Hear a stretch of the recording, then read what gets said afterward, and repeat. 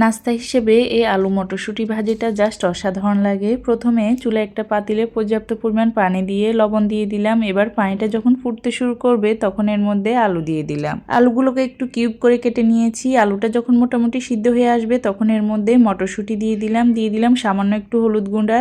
এবার আলু মটরশুঁটিটাকে চুলা থেকে নামিয়ে পানিটা ঝরিয়ে নেব।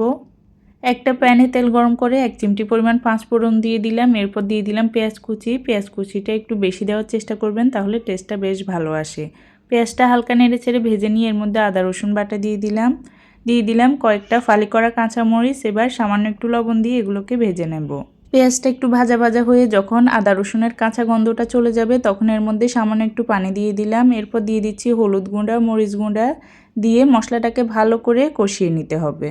মশলাটা ভালোভাবে কষানো হয়ে গেলে আগে থেকে সিদ্ধ করে রাখা আলু এবং মটরশুঁটিটা দিয়ে দিলাম। দিয়ে প্রথমে একটু নেড়েচেড়ে ভেজে নেব। এরপর এর মধ্যে সামান্য একটু পানি দিয়ে দেব। পানির পরিমাণ খুব বেশি দেওয়া যাবে না।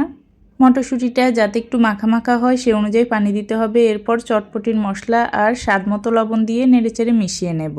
আলুগুলোকে একটু ভেঙে ভেঙে দেব যাতে এটা একটু মাখা মাখা হয়। সব শেষে দিয়ে দেব বেশ কিছুটা ধনিয়া পাতা কুচি। এখন মটরশুঁটি সিজন চলছে, সস্তায় পাওয়া যাচ্ছে। আপনারা চাইলে সকাল বা বিকেলের নাস্তায় এই মটরশুঁটি ভাজিটা তৈরি করে দেখতে পারেন। ছোলা ভাজি থেকেও এর স্বাদ বহুগুণে বেশি।